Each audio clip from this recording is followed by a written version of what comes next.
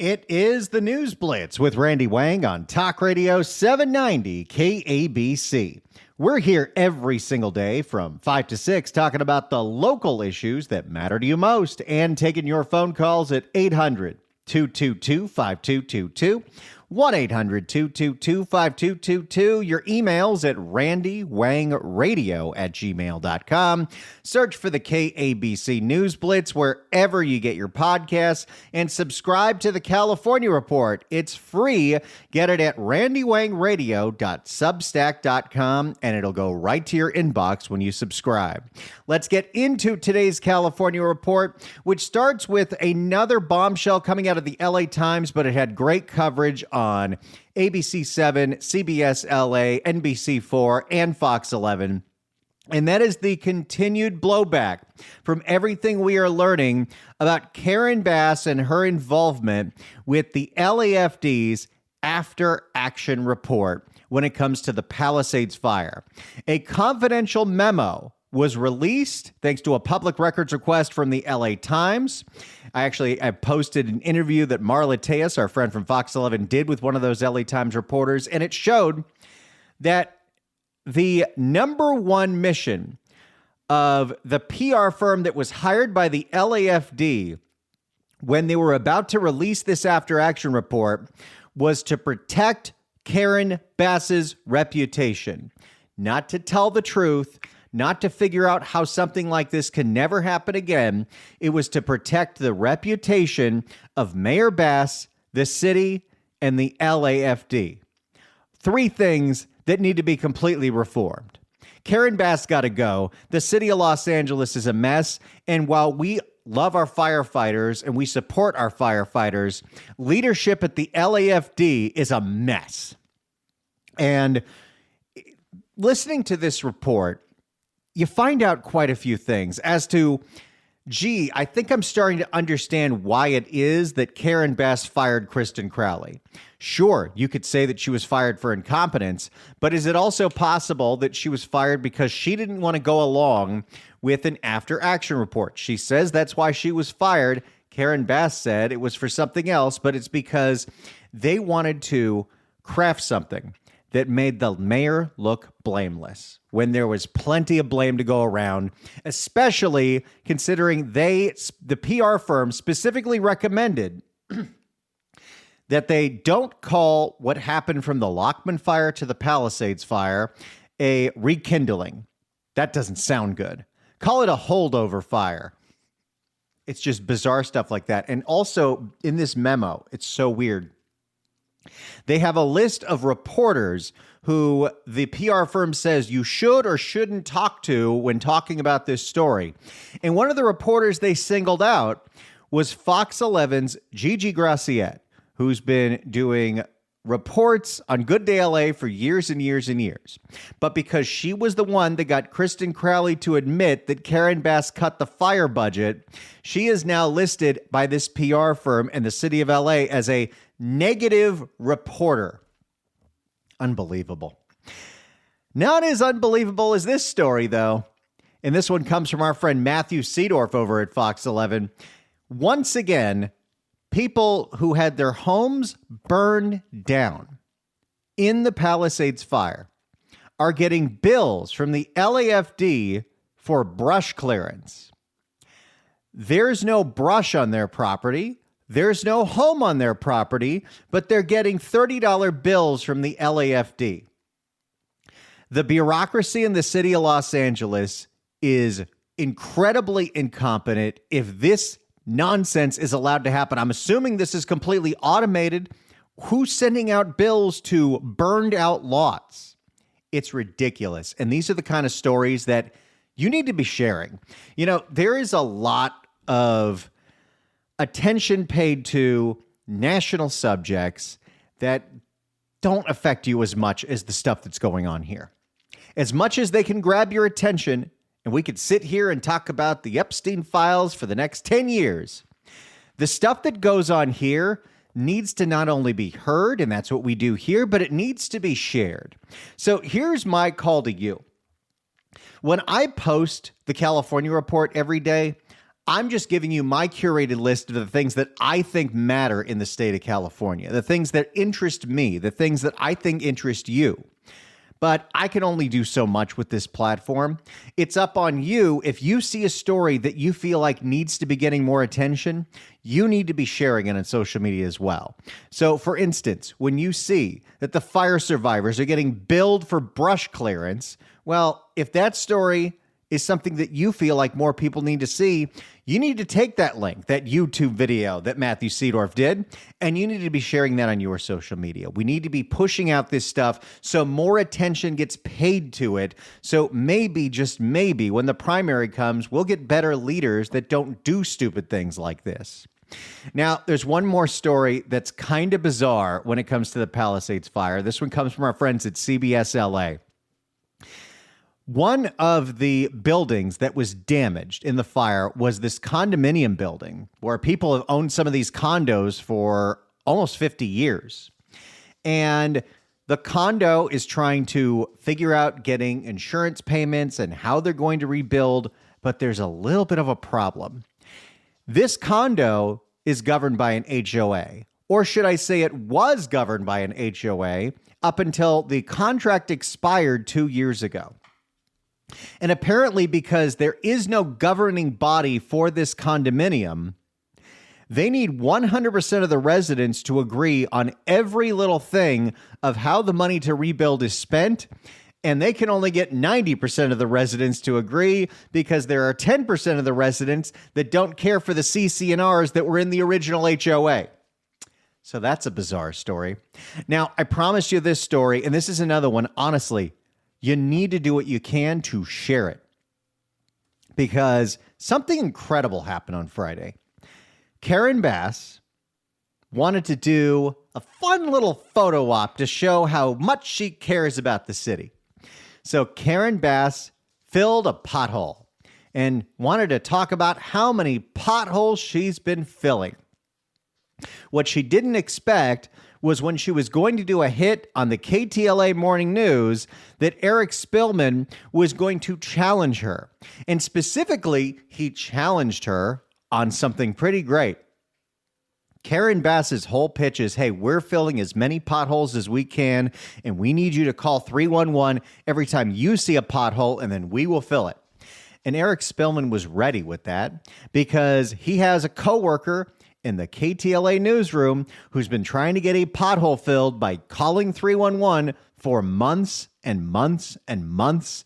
And Karen Bass immediately gets very uncomfortable. The exchange goes even further. She eventually abruptly ends the interview that she thought was going to be just a very happy moment for her. But she looks terrible in this interview. And so the way that we combat the attention economy, the way that we get more people to see this is to share it. So go to the California Report, randywangradio.substack.com. Scroll down to that story. You'll see Karen Bass and Eric Spillman. Copy the link. Share it on your social media. Get the word out there about that one because the more people see that, maybe, just maybe, it will convince somebody that Karen Bass doesn't deserve another 4 years. If the Palisades story isn't going to do it, the pothole story sure as hell should. Now, here's another insane story out of the city of Los Angeles. CBS LA has a great piece. The Los Angeles Department of Transportation has their own bus system. It's not LA Metro, it's Dash. They have their own city buses that have specific routes. And apparently, they have a new awareness campaign going on where there are all kinds of little videos playing on the bus screens. And one of those videos had a graphic that said, "Don't poop on the bus." That's right. We had an advertisement to make sure people on a city bus knew not to poop on it. And CBS LA asked, how prevalent is this that you need to do a campaign? And what did the city of LA's DOT do? They deleted the videos from the internet because they realized how embarrassing this is. But in case you were curious of where your money is going, it is going towards PSAs to tell people not to poop on a city bus. The Olympics are 2 years away. And you know what's funny? Just when you think that term limits couldn't be any more pointless in the city of Los Angeles. Our former council president that still has a prominent place in this show open because we have not updated in a long time. Get out. Paul Krikorian, did you know even though he got termed out of the LA City Council, he now has a job as one of the special liaisons for the LA 2028 Olympics? Well, he sat down with NBC4 to talk about how LA is totally going to be ready for the Olympics. He was asked about Metro and how we're going to deal with traffic because public transit in Milan works. Public transit in Paris worked. Public transit in LA didn't work. And his answer was, well, we're not going to have any parking, so you're going to have to take the bus. But don't you worry, no one will be pooping on that bus. And look at this. We finally have a firm that's been hired to relight the 6th Street Bridge. And I'm sure they're going to do it in a way that nobody can vandalize it, nobody can tear it down, or we're going to have to do this over and over and over again. And here's the last one I have from LA today. There was a little bit of drama, and this comes from KTLA in East Hollywood. As you've seen those food delivery robots, if you watch John Mulaney's talk show, he's really kind of embraced them, and he has one that comes out on the stage. They look like these little coolers that are on wheels, and they've got food.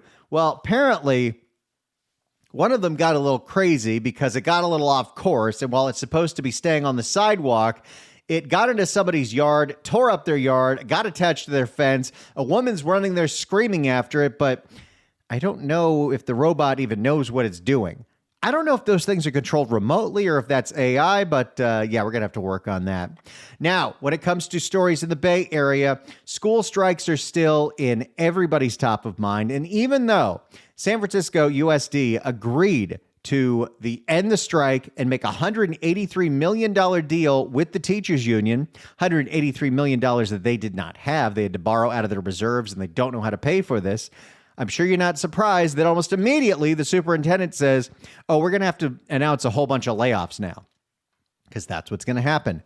Meanwhile, on the other side of the bay, Oakland's teachers union is preparing to strike because, well, declining enrollment and failing scores means more raises. And I think this story is very interesting. And while Scott Wiener has been the root of much mockery on this radio station for many, many years, I'm with him on this one. Scott Wiener is pushing for a bill that he says would make it easier for San Francisco to divorce itself from PG&E. Something that, by the way, San Francisco has been trying to do for 100 years. Now, considering how many lawmakers in Sacramento are bought and paid for by PG&E, I don't think this is going to pass, but I love the idea behind it because I don't understand public utility monopolies.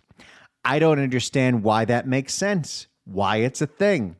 They're not held accountable when they screw us over. They're not held accountable when PG&E or SoCal Edison start fires. They pass on those costs to you, the ratepayer. So what's the point of making these a private utility? I'm not saying that public utilities are always better. A DWP is a mess. But there are plenty of public utilities that do work in this state, municipal utilities that do have the public's interest at heart. I'll give you the biggest example is that California wants everyone to go solar. California has incentives for people to go solar because we want to reduce our carbon footprint. We want to be using less electricity. Well, you know who doesn't like that? PG&E and SoCal Edison, because that's less money they're bringing in. So what did they do? They influenced the CPUC, who's made up of their former members, to change all the rules so people were getting reimbursed less money for the energy they were creating with their solar panels, making it a much worse deal. So I think if this could move forward, it would be great, but I don't think it's going to move forward. And of course, Gavin Newsom was in San Quentin on Friday, opening the new learning center for inmates at that prison. And I don't hate this idea. I don't like when we let people out early with no path for success. Here's your $200, go back out onto the street.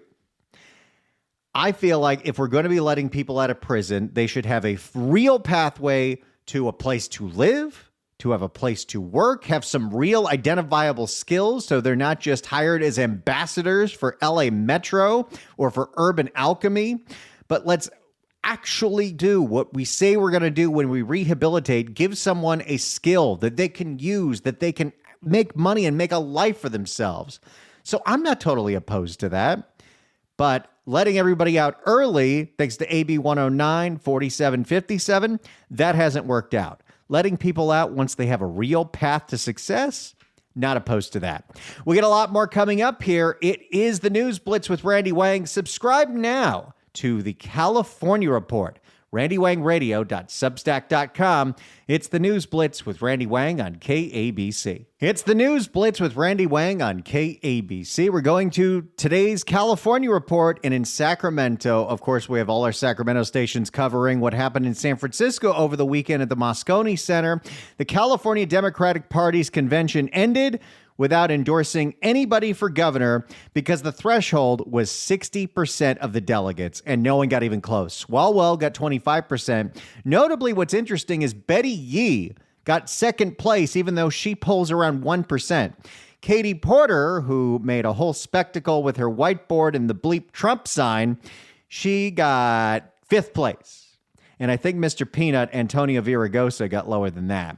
And Ashley Zavala, who hosts a great Sunday morning show covering California Politics 360, she sat down for an interview with Suzanne Jimenez, who is the head of the SEIU healthcare union that is trying to put that billionaires tax on the ballot, despite the fact that Gavin doesn't like it. Speaking of Gavin, I posted Gavin's full press conference at San Quentin if you're interested in that. And of course, Gavin is on his book tour right now, so he's not even in the state, but he sat down for an interview with Dana Bash. He was in Atlanta. He was in Tennessee. He's in South Carolina right now. And I feel like I've heard so many Gavin interviews over the last few months that I don't need to watch any more of these because it's all the same thing. When it comes to the governor's race, if you want to see Katie Porter's full, unedited, bleep-filled speech, I have a link to it. Eitan Wallace of Fox 40 posted on his Twitter, so I have that linked on the California Report. Chad Bianco is running for California governor. He sat down with our friend Alex Michelson on CNN's The Story Is, the only place in cable news that is talking about California politics is CNN's The Story Is, because it's our buddy Alex Michelson. And quite a few stories coming on today's Crime Blotter, including an attempted carjacking at a Lakewood gas station while the baby was still inside the car. Apparently, there's some crazy shirtless man with a pipe that's been menacing this area for a long time. They know who he is. And let me just say, I'm so glad that this ended up being a failure because she had her keys with her, so he couldn't steal the car. But that is so scary, and just one of the things that I really like about having an electric car, that I can charge at home. I don't miss going to the gas station. I don't miss feeling like a sitting duck at a gas station in a bad neighborhood. So pretty happy about that one. And I had to post this, even though we covered the story the other day. I needed to repost it because two things. One, the Pokemon card theft stories are going everywhere. And I feel like attention needs to be paid if Ed Laskos is going to be covering a Pokemon card theft story. And he did, and it's great. They should think again. And what's wild is this trading card store in Anaheim, they bought more security. They have a really good security gate at the front door, but the criminals didn't use the front door. They broke into the insurance office next door and tunneled through the wall. That's right. They used TM Dig, which I think is TM 28. By the way, you got to watch this Ed Laskos piece because I don't know if he wrote it or someone who works for him wrote it. There's a Pokemon reference in there that's pretty good. And hey, have we mentioned that this week is the 30th anniversary of Pokemon? There's a big Pokemon Presents on Thursday. I'll be up at 6 a.m. watching it. Of course, dark street lights are still pissing off East LA residents because copper wire theft is rampant and there seems to be no answer for it. And a toy store was burglarized by a masked suspect. Why? Because they had Legos, and Legos, like Pokemon, are something that people are stealing and selling on eBay. That's today's California Report. You can subscribe for free at randywangradio.substack.com. That's randywangradio.substack.com. You see a story that interests you, share it on your socials. It's the News Blitz with Randy Wang on KABC. It is the News Blitz with Randy Wang on Talk Radio 790 KABC. We're here every single day from 5 to 6 talking about the local issues that matter to you most and taking your phone calls at 800-222-5222, 1-800-222-5222. Your emails at randywangradio@gmail.com. Search for the KABC News Blitz wherever you get your podcasts and subscribe to the California Report for a recap of all the important stories happening today. randywangradio.substack.com. Our next guest is the host of the Gotham Oakland podcast and was instrumental in the recall of former Oakland Mayor Sheng Tao. He's got a new piece that you can read on oaklandreport.org about nearly 25% of Oakland SEIU members quitting the union and not paying dues. Seneca Scott, welcome to the News Blitz. Hello. Good evening, Randy. Thanks for having me. So, Seneca, tell us about your piece and what has been going on with the SEIU Local 1021. So, no, I used to be the East Bay director of SEIU, and some of my former members came a year ago and said they wanted to leave the union and asked how they would do that. And they're pissed off that they have no representation. They can't get a union a union rep when they call them. They're ignored by management, and they're an afterthought to the union's political ambition. A huge straw that broke the camel's back was the union giving that recalled mayor $50,000 to fight her recall after the FBI raided her home. Oh, my. Why would you do that? It's pretty bad. So, I thought that if you read this piece, and I highly encourage everyone to do it, because you rarely read anything about public sector labor unions and sort of how did they rise to prominence in recent years. And I'm a proud union man. I'm very proud of the work that I did in the California labor movement. And most of it was direct representation, wages and working conditions, working with people to get, a better life. But it looks like things started to go off the rails. I retired in 2014, and that was about the time right around the mid-2010s, you started to see, all of a sudden, the unions had a lot of money. And it doesn't add up to me. I'll be honest with you, and this is a red flag that I spoke about in this article. How do you lose 25% of your members? And this is just in Oakland. I haven't done the research for the other cities, but this is a big part of the union. And your political expenditures go up. That means the average member spends more on politics, and I just don't believe that's true. I can tell you for a fact, when I used to lead the union, it was like pulling teeth to get these members to pay into the PACs, because you can't use union dues for political contributions. I don't know if most people know that, so at least you're not supposed to. We never see audits, so I can't say that they're doing it or not doing it, but you're not supposed to. And I never saw any of that on my watch. So unions have political action committees. SEIU's is called COPE.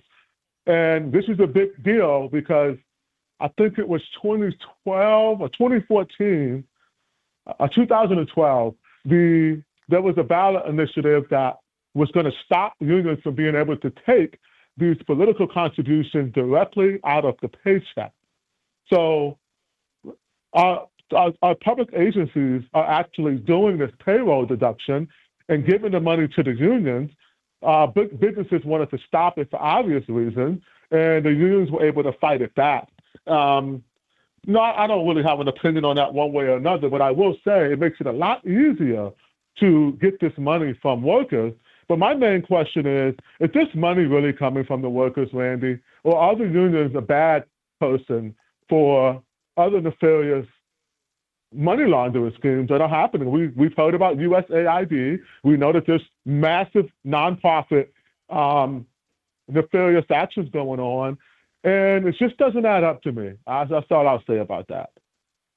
Well, and it certainly shows that, when you have this much membership deciding to stop paying dues, to leave the union, maybe they're not happy with the direction the city of Oakland has gone under the push of candidates that were backed by the union going all the way back to 2018. And you talk extensively about that. Yes, it's really interesting. How do you have so much power where you have, SEIU, even the moment Shintown won, a high-ranking SEIU staffer, Zach Goldman, was immediately hired by her as a policy director. You can't get more blatant than that. And this individual sits on a prominent city charter committee for the current mayor Barbara Lee, who is also a union-endorsed candidate. If the unions and management are a perfect circle, what's really going on is, are the politicians there to serve the unions to get them elected, or are they really here for the people? I'll add, this is the same issue Oakland's having with the school board, where the school board, and I can tell you, several members of Oakland Unified School Board used to work for me in various education unions, including Valerie Batchelor, who's been one of the most destructive people. She works for an education union, but she sits on the school board. The Oakland unions and the school board are pretty much the perfect circle, but now they're talking about striking. They took a strike vote, but it's union members on the school board. This is something, I don't know if it's illegal, but it's definitely unethical. Yeah, and we're talking about that strike that they've apparently the Oakland Teachers Union has striked so many times. They have a little warehouse where they keep all of their signs, so they don't even make new signs. They've striked so often, but they're talking about striking and they want better wages and working conditions when the district has a huge budget deficit. It just got out of receivership and is almost about to go back into receivership, and enrollment is in free fall. But I guess that's the perfect time to get a raise. Oh, my lady is the Oakland Unified School District teacher and on the bargaining team. And I'm fiercely supportive of her. But what you just said, I can't argue with. But more importantly, the schools had the opportunity to shut down schools that had low enrollment. It was forecasted that if they don't shut them down, we're going to run out of money. They racialized it and called it Don't Shut Down Black Kids School, which I thought was interesting because at the protest, the white people I saw when I asked if their children to attend public schools, they all said no. So they don't put their kids in public schools, but yet they're out there holding signs not to quote unquote close black schools. Yes, those schools are black schools, but they're also schools with no enrollment. And if you don't shut them down soon, you're not going to have any money for all of the students. And so this is where virtue signaling and just not really caring about the outcome. It is indefensible that our children cannot read. Black children are reading worse than before Brown versus Board of Education. That is deplorable. It is inexcusable. And there's no excuse. I just said it's inexcusable, and I'm going to say there's no excuses for it, too. That's how mad I am. I can't even get it right. But it's absolutely ridiculous, and we're not upset enough about this. The teachers' union must have some checks and balances. This has gone too far. The National Education Association is complicit in the destruction of education, especially for poor, not just black and brown, poor kids who can't afford private school, who can't get in charter schools for whatever reason, who were 2 years delayed in returning to in-person learning. It's just so sad. We don't care about these children. These children are group therapy for these damaged adults and a political pawn to people who don't care about the future of America. And I mean every word of what I just said. We have a serious problem. We need to do something about it. We're speaking with Seneca Scott, the host of the Gotham Oakland podcast. You can check out his new report on the SEIU losing 25% of its membership in Oakland at oaklandreport.org. Now, Seneca, we got to talk about Barbara Lee's car getting stolen. What happened there? Blah, blah, Lee, So there was a young man who got into the building somehow. Maybe someone left the door open. No one knows how he got into the building. And no one knows exactly when he entered the building. So there's a security breach right there. And he stayed there for at least a couple of days and stole the mayor's car keys and exited out of I don't know if it was a control garage or what, but here's that's kind of funny. What's not funny is that he was in the city attorney's office. I don't know if people know this. He spent a lot of time in the city administrator's office and the city attorney's office. Because of remote work, no one puts in extra time, so they're not there working on the weekends. And we don't know to the extent of how many sensitive documents were compromised. So that's concerning. Another issue is that Barbara Lee immediately demanded that flock cameras and overtime be used to find her vehicle. But yet she's critical of police overtime and flock cameras. Rules for Dee, but not for Lee. That is fantastic. And Seneca, before you go, let's talk about the video that you posted last week. They got a whole lot of attention where you captured a very awkward moment between recalled DA Pamela Price and gubernatorial candidate Eric Swalwell. And now both of them seem to be also upset with you. Oh, man, it's so great. Well, I don't really care for Swalwell. But when it comes to the video, I have sock puppets. I made sock puppets of all of the elected officials in Oakland who I thought were puppets for their progressive handlers. And whenever possible, I use them to voice over their own words.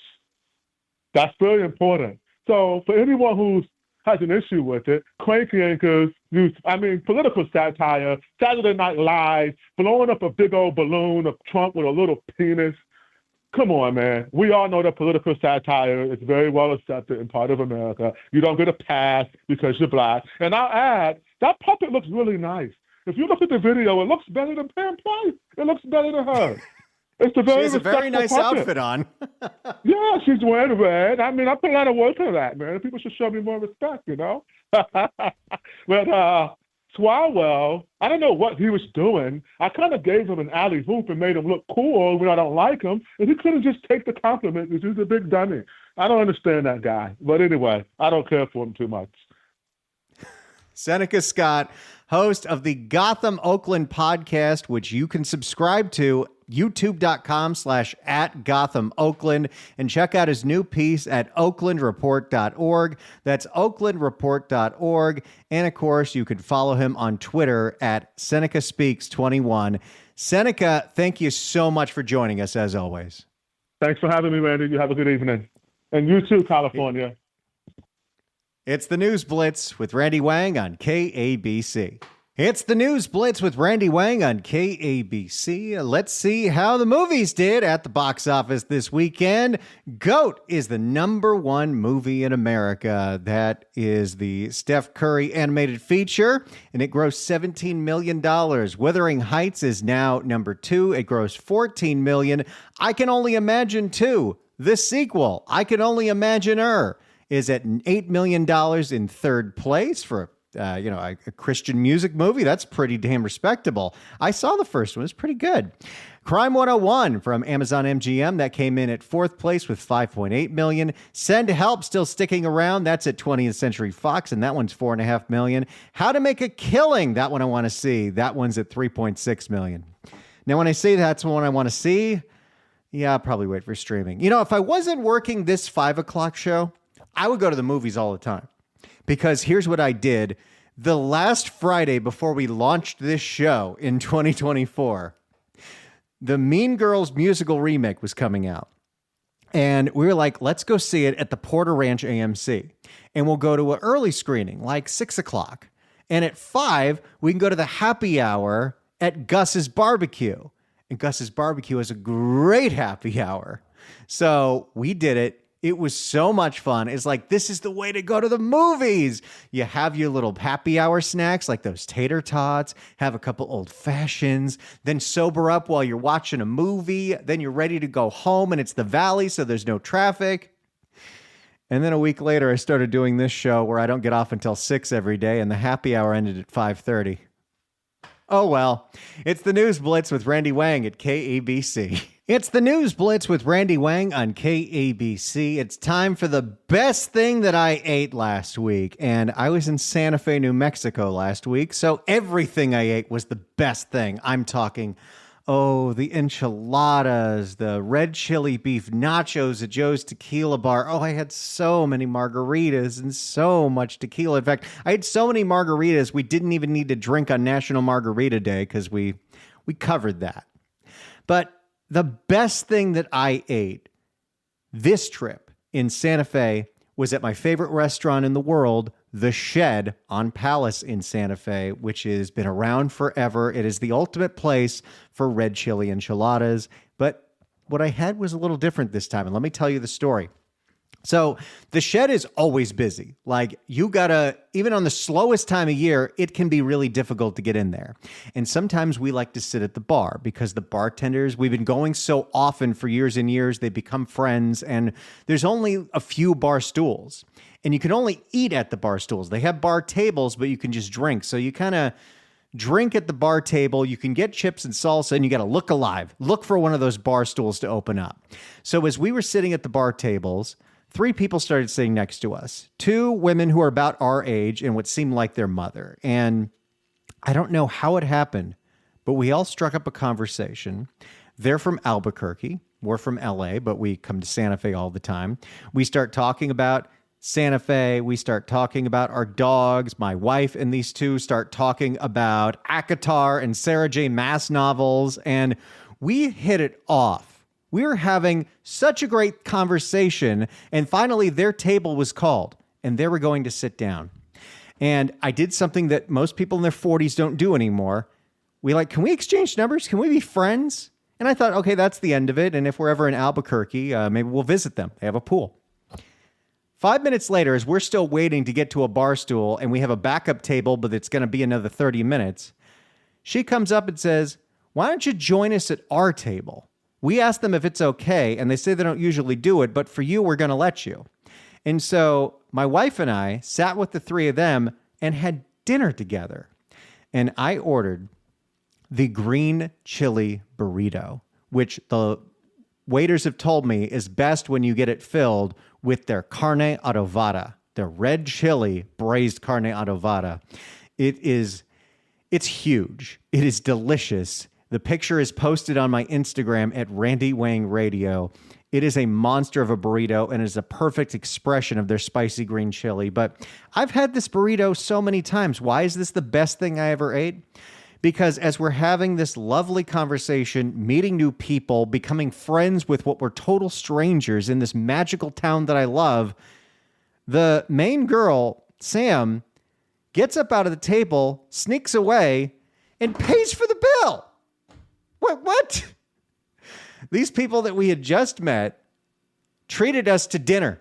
Not like we needed to be treated, but it was so nice and it was so sweet. And I'll never forget that. It was really cool. And we made new friends. We were so bummed out that we were leaving the next day because we would have hung out the entire weekend with this crew. Her sister, and her mom, they were all awesome. So that's the best thing that I had at my table this week. Thanks so much for listening to the show, everybody. It's a pleasure to do this for you every day. It's the News Blitz with Randy Wang on KABC.